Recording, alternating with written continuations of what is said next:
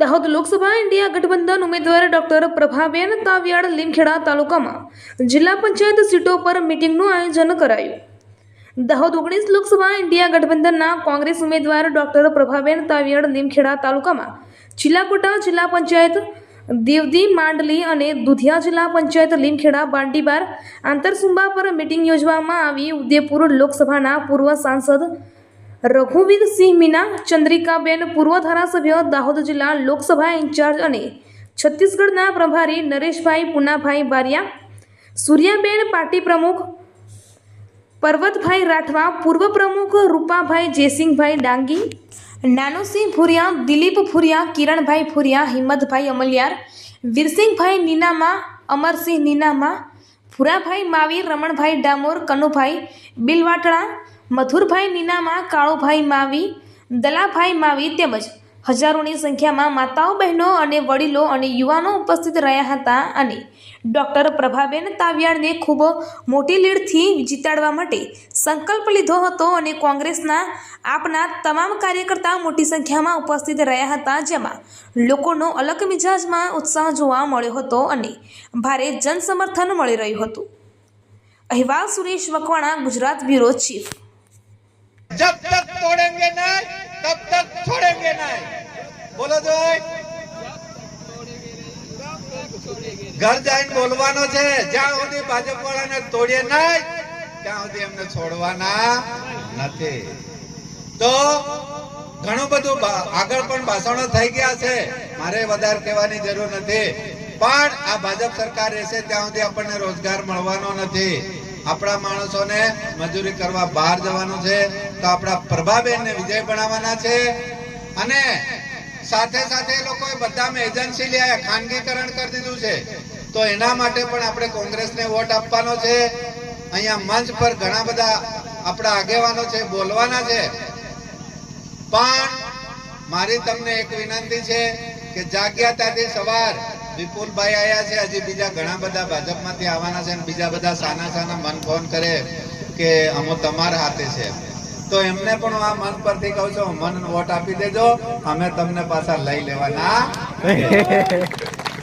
તો આ જે કોઈ ભાજપ વાળા છે ત્યાં જઈને પરેશાન થઈ રહ્યા છે, સમજી લો એમનામાં એ લોકો જાણે છે કે આ લોકો ભાજપ વાળા બંધારણ બદલવાના છે, એટલે એમનો સપોર્ટ મળે છે.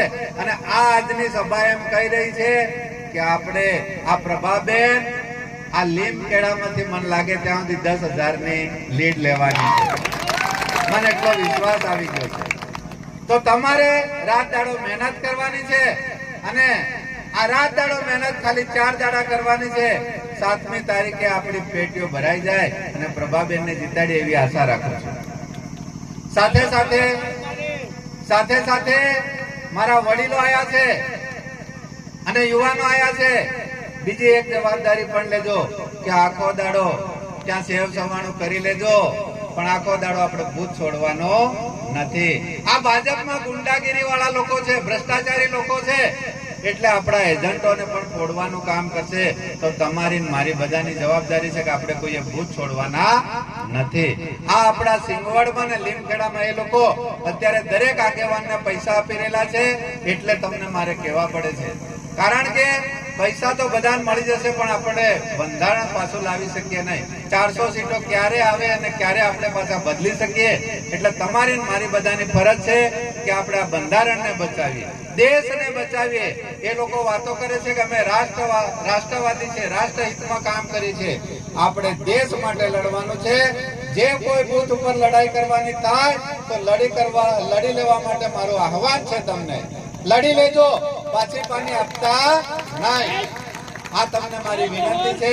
ઘણું બધું કહેવા જેવું છે, ઘણું બધું છે, પણ મારે વધારે કહેવું નથી. બાકીના પ્રભાબેન છે, રાજસ્થાનમાંથી આવેલા રઘુવીર વીણા સાહેબ છે. દેવા નથી માંગતા. અમે જયારે ભણતા, આ વરિષ્ઠ મુરબ્બીઓ જયારે ભણ્યા ત્યારે ઇતિહાસ કે હિસ્ટ્રીની ચોપડીમાં લખેલું આવતું કે આજથી ઈસવીસન 5,500 વર્ષ પૂર્વે ભારતમાં આર્યોનું આગમન. તો આ જયારે સંશોધન થયું તો સાબિત થાય છે કે એ જે સેમ્પલ જે નરકંકાલ હતું એ આજથી લગભગ 30 લાખ વર્ષ જૂનું હતું. હું એમને એમ કહેવા માંગુ છું, મારો કહેવાનો મતલબ એમ છે કે આજથી જ્યારે આ ધરતી પર ભૂકંપ નતો એના પહેલા આફ્રિકાથી અરવલ્લી અને સહ્યાદ્રીની ગિરિમાળીઓ એક જ હતી. એના બાદ ધરતી પર ભૂસ્ખલન થયું. તેના બાદ 7 ખંડોમાં દેશ આ ધરતી વિભાજિત થઈ. તો આ દેશના મૂળ માલિકો રૂપા કાકા આપણે જ. અને પેલા બારતાવાળા પરોણા આવેલા આપણને કઈ કોણ કાના એમ તે આનંદ આવ ઘેર ભેળા કરવા પડે કે નહીં કરવા પડે. હવે મારે તો બધા જાણો જ છો, મારી વાતો લગભગ 10-15 દાડા સુધી ખૂટે નહીં. અને આપણે મહેમાનોને પણ સાંભળવાના જ અને સમયનો પણ અભાવ. તો સૌ